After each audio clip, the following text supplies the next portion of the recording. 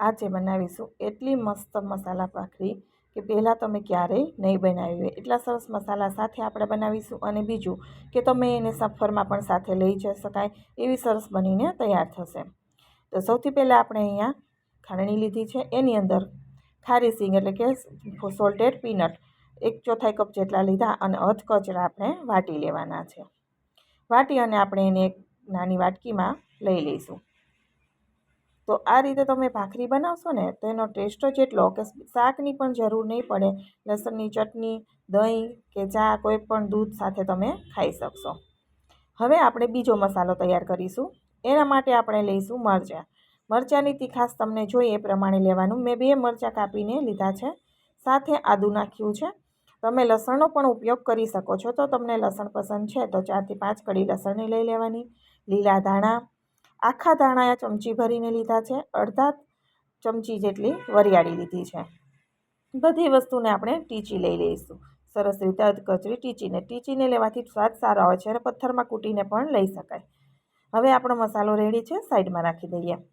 હવે જેમાં આપણે લોટ બાંધવાનો છે એ વાસણ લઈ લેવાનું અને વાટકીનું મેજરમેન્ટ જેથી આપણા ઘરમાં વાટકી બધાને હોય એટલે વાટકીના માપથી જ તમને બધું બતાવું છું. 1.5 વાટકી આપણે ભાખરીનો લોટ લઈશું. જો ઘરમાં ભાખરીનો લોટ નથી તો તમે 1 વાટકી ઘઉંનો લોટ, રોટલીનો અને અડધી વાટકી સૂજી પણ લઈ શકાય છે. 2 ચમચી ચણાનો લોટ એ રીતે પણ તમે લઈ શકો છો. હવે 1.5 વાટકી ભાખરીના લોટની સાથે આપણે અહીંયા સિંગનો ભૂકો જે કરીને રાખ્યો તો એ નાખ્યો, મરચાંનો ટીચીને રાખ્યા એ નાખ્યા. સાથે લીલી મેથી થોડી નાખી છે, બિલકુલ ઓપ્શનલ છે, હોય તો નાખવાની, નહીંતર સ્કીપ કરી દેવાની.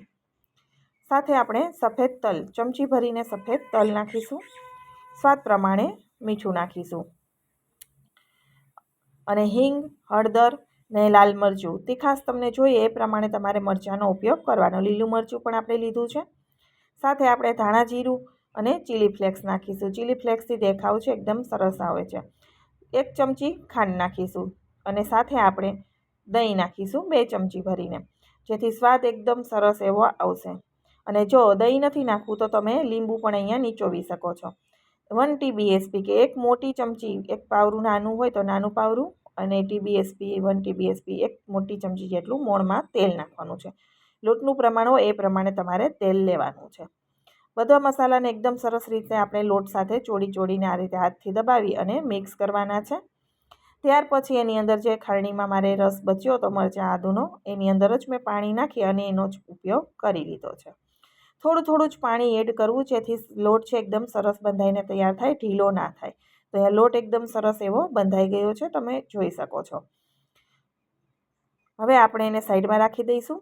એકવાર તેલવાળો હાથ એવું લાગે કે ચોટે છે તો તેલવાળા હાથથી તમે મસળી પણ શકો છો, પણ ભાખરીને લોટને બહુ જરૂર રહેતી નથી. સરસ બંધાઈ ગયા પછી એ ચોટશે નહીં. હવે આપણે અહીંયા એક મોટો લુઓ લઈશું અને ભાખરી છે એ થોડી થિકનેસવાળી કરશું, એકદમ પાતળી નહીં.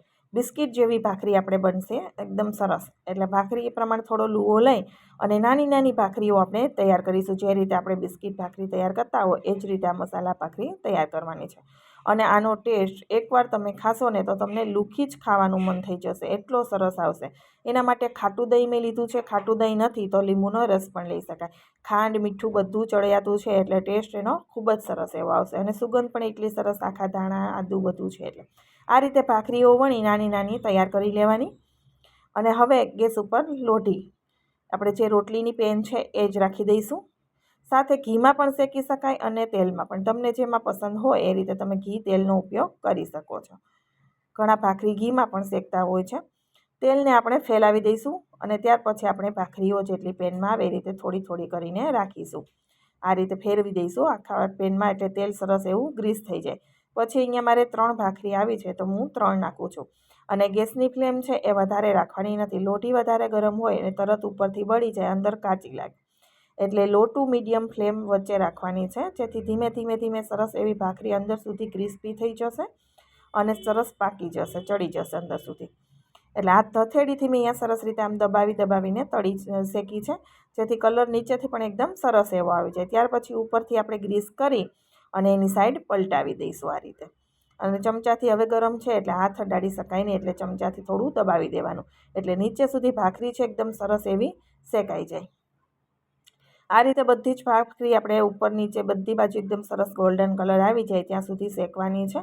અને આ રીતે ચમચાથી તવેથાથી દબાવીને, જેથી અંદર સુધી ભાખરી સરસ થઈ જાય અને ઉપરથી ક્રિસ્પી થઈ જાય. તો આ રીતે મેં બધી ભાખરી છે એ શેકીને તૈયાર કરી છે. હવે આપણે એને પ્લેટમાં કાઢી લઈશું અને એક પછી એક બધી ભાખરીને આપણે આ રીતે જ તૈયાર કરી દઈશું. નાની નાની ભાખરી છે, એકદમ સરસ લાગશે.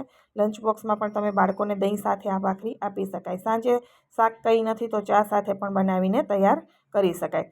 તમને મારી મસાલા ભાખરીની રેસીપી કેવી લાગી છે એ કોમેન્ટ બોક્સમાં જરૂરથી જણાવજો. વિડીયો પસંદ આવે તો વિડીયોને લાઇક અને શેર કરવાનું બિલકુલ ભૂલતા નહીં. તો એકદમ સરસ અને સફરમાં પણ લઈ જવાય એવી સરસ ભાખરી તૈયાર થઈ ગઈ છે. શાકની જરૂર આમાં પડતી નથી. તમે લસણની ગ્રીન ચટણી મરચાંની બનાવો તો પણ ચાલે, દહીં સાથે, ચા સાથે, દૂધ સાથે. ફરી મળીશું આવા જ નવા વિડીયો સાથે. આવજો.